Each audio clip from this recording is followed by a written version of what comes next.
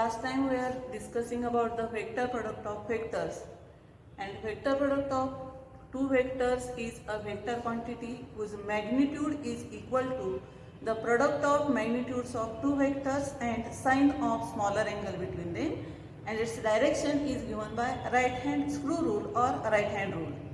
Then we have studied some of the characteristics of this vector product. That is, first characteristic is vector product does not obey commutative law of multiplication. Second characteristic is vector product obeys distributive law of multiplication. Then we have studied the vector product of two vectors for different angles between the two vectors. Now we have to study fourth characteristics of this vector product. That is, if two vectors are equal vectors, that is vector P is equal to vector Q, then magnitude of this vector product of the vector with itself, that is vector P cross vector Q, its magnitude, it may be magnitude of vector P cross vector P or magnitude of vector Q cross vector Q. Then it will be equal to P into sine of angle between vector P and vector P, that is 0. Magnitude of P into magnitude of P into sine 0, but value of this sine 0 degree is 0 and hence it is equal to 0. That is, if two vectors are equal vectors, then its magnitude of vector product is 0, or it can also be stated as the magnitude of a vector with itself is equal to 0. Then if we consider for rectangular unit vectors, then vector I cap cross I cap, it will be 0, j cap cross j cap, it will be 0, and k cap cross k cap will be 0, because vector magnitude of vector product of a vector with itself is equal to 0, and hence I cap cross I cap, j cap cross j cap, and k cap cross k cap is equal to 0. This is fourth characteristic. Then we have to study the fifth characteristics of this vector product, that is vector product of two vectors in terms of its rectangular components. So for that purpose we have to write the two vectors in terms of its rectangular components. Vector P, it can be written in terms of its rectangular components as Px I cap plus Py j cap plus Pz k cap, because Px, Py and Pz are the three rectangular components of vector P. Similarly, vector Q can be written in terms of its rectangular components as Qx I cap plus Qy j cap plus Qz k cap, because Qx, Qy, Qz are the rectangular components of this vector Q. Then we have to take the vector product or cross product of vector P and vector Q, that is vector P cross vector Q. It will be equal to, we have to write vector P in terms of its rectangular component cross then vector Q in terms of its rectangular components. That is, vector P cross vector Q will be equal to Px I cap plus Py j cap plus Pz k cap cross Qx I cap plus Qy j cap plus Qz k cap. आता दोन vectors त्यांच्या rectangular कंपोनेंट्सच्या फॉर्ममध्ये लिहिल्यानंतर हे आपल्याला solve करायचं आहे. तर या ब्रॅकेट मधली एक टर्म घ्यायची, या टर्मचा पुढच्या ब्रॅकेट मधल्या प्रत्येक टर्मशी हा क्रॉस प्रोडक्ट घ्यायचा. मग पहिली टर्म काय असेल, Px I cap cross Qx I cap, म्हणजे काय येणार, Px Qx इथं लिहिले into I cap cross I cap, Px Qx into I cap cross I cap. दुसरी टर्म काय असेल, याचा आणि याचा क्रॉस प्रोडक्ट म्हणजे Px Qy I cap cross j cap, Px Qy I cap cross j cap. तिसरी term याचा आणि याचा क्रॉस प्रोडक्ट Px Qz इथे लिहिले, I cap cross k cap इथे लिहिले. नंतर आता यातली दुसरी टर्म घ्यायची. या दुसऱ्या टर्मचा या पुढच्या ब्रॅकेट मधल्या प्रत्येक टर्मशी क्रॉस प्रोडक्ट घ्यायचा. म्हणजे P Y J cap cross Q X I cap म्हणजे काय येणार पी वाय क्यू एक्स इथे लिहिले आणि जे कॅप क्रॉस आय कॅप इथं. आता याचा आणि याचा cross product P Y Q Y J cap cross J cap इथं लिहिले. तर याचा आणि याचा P Y Q Z J cap cross K cap इथं. परत पी झेड के कॅप आणि याचा प्रत्येकाचा cross product P Z K cap cross Q X I cap म्हणजे P Z Q X K cross I इथं लिहिलं. याचा आणि याचा केला तर P Z Q I K cross जे इथं. आणि याचा आणि याचा केला तर P Z Q Z K cross के. ठीक आहे. अशा एकूण आपल्याला 9 टर्म्स मिळतील. आता प्रत्येक टर्मची जर आपण किंमत काढली तर काय होईल.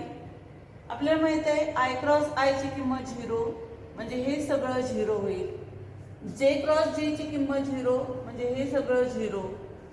के क्रॉस के ची किंमत 0 म्हणजे हे सगळं P Z Q Z K cross K equal to 0. म्हणजे या 9 पैकी 3 टर्म्सच्या किमती ह्या 0 आहेत. राहिलेल्या तर ह्या 6 टर्म्स. त्यातली पहिली आहे P X Q I I cross जे. पी एक्स क्यू आय इथे मी लिहिलं P X Q I I cross जे. तर आय क्रॉस जे ची किंमत ही के असते. ही टर्म झाली. पुढची टर्म आहे P X Q Z. P X Q Z I cross K ची किंमत ही मायनस जे असते. इथं मायनस लिहिलं इथं जे कॅप लिहिलं. आता पुढची term P Y Q X इथं लिहिलं. जे क्रॉस आय ची किंमत ही मायनस के. मायनस इथं लिहिला के कॅप इथं लिहिला. ही टर्म 0 आहे. पुढची term P Y Q Z.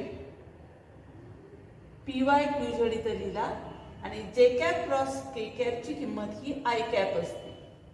म्हणजे हे आलं plus P Y Q Z I cap. नंतर next term P Z Q X इथं लिहिलंय बघा. K cap cross I cap ची किंमत जे कॅप असते तो जे इथं लिहिला plus P Z Q I. P Z Q I इथं मी प्लस लिहिलंय पण या K cap cross J cap ची किंमत ही मायनस आय कॅप असते म्हणून इथं मायनस आणि इकडं i cap.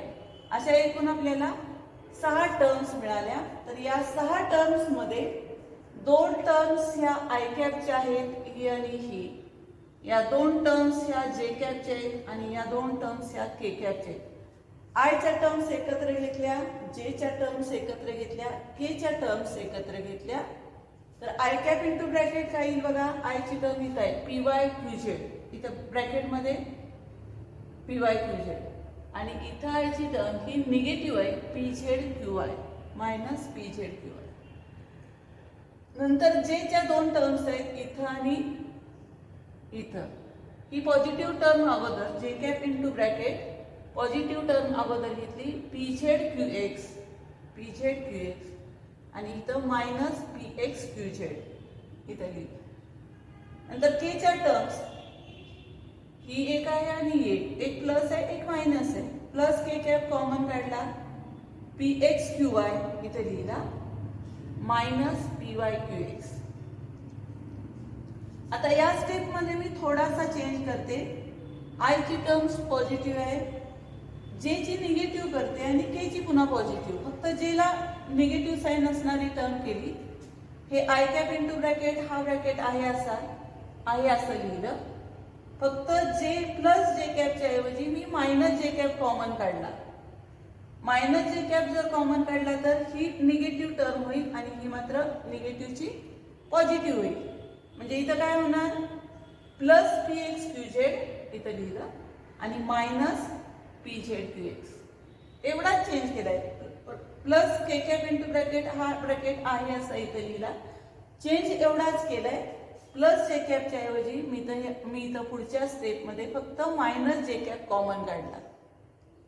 And this is the value of determinant which contains 3 rows and 3 columns. First row contains rectangular unit vectors I cap, j cap, k cap. Second row contains rectangular components of first vector, that is px, py, pz, and third row contains rectangular components of second vector qx, qy, qz. तर actually या डिटर्मिनंटची किंमत solve करत असताना काय करत असतात, हा first row आणि फर्स्ट कॉलम मधला एलिमेंट आय घेतला, तर आय ज्या रो आणि कॉलम मध्ये ते सोडायचं. हे राहिलेले जे आहेत ह्या दोन्हीचं मल्टिप्लिकेशन मायनस या दोन्हीचं, म्हणजे आय कॅप इंटू ब्रॅकेट काय येणार, P Y Q Z minus P Z Q Y. दुसरी टर्म ही निगेटिव्ह असते, म्हणजे पहिली आय कॅपची टर्म पॉझिटिव्ह, दुसऱ्याची निगेटिव्ह, तिसऱ्याची पॉझिटिव्ह, याप्रमाणे असतं. तर मायनस जे कॅप इंटू ब्रॅकेट, तर जे कॅप ज्या रो आणि कॉलम मध्ये ते कॅन्सल करायचं. तर या दोन्हीचा गुणाकार वजा या दोन्हीचा गुणाकार, म्हणजे मायनस जे कॅप इंटू ब्रॅकेट काय येणार, P X Q Z minus P Z Q X. आणि तिसरी term plus K cap into bracket, K ज्या रो आणि कॉलम मध्ये आहे ते कॅन्सल करायचं, या दोन्हीचा गुणाकार पी एक्स क्यू वाय, या दोन्हीचा गुणाकार मायनस या दोन्हीचा गुणाकार P Y Q x. It means that the vector product of two vectors can be written in terms of the determinants.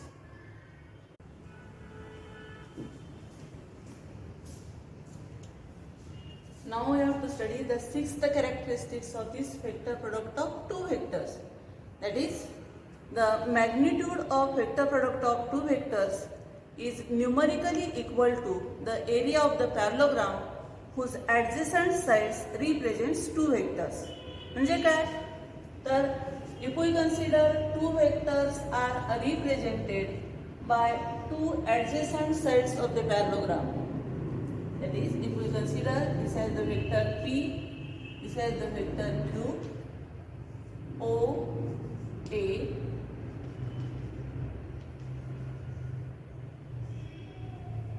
that is, two vectors P and Q are represented by the two adjacent sides of this parallelogram. Two vectors P and Q are represented by two adjacent sides of the parallelogram OACB. This arrow OA represents vector P, arrow OB represents vector Q. Then if we consider height of this parallelogram, if this height is h, angle between two vectors P and Q is theta, then the area of the parallelogram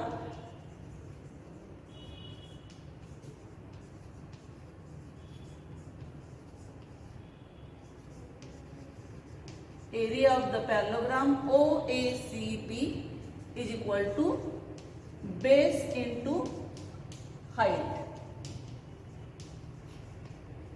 What is the value of base is OA.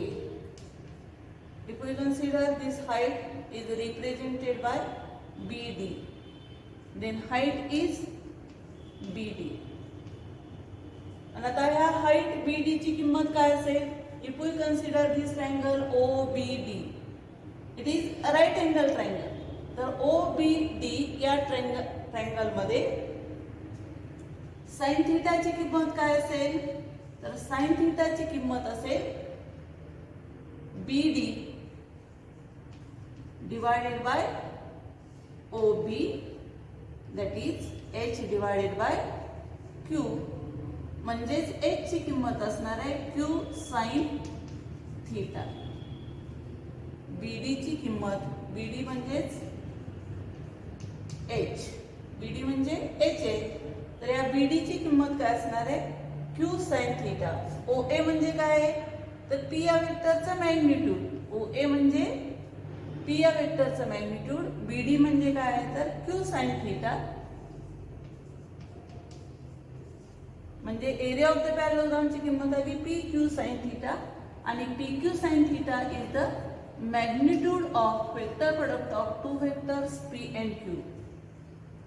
P आणि Q या दोन वेक्टरच्या vector प्रोडक्टचं magnitude म्हणजे area of the parallelogram आणि P आणि Q हे दोन vectors या पॅरलोग्रामच्या ऍडजसंट साइड्स आहेत.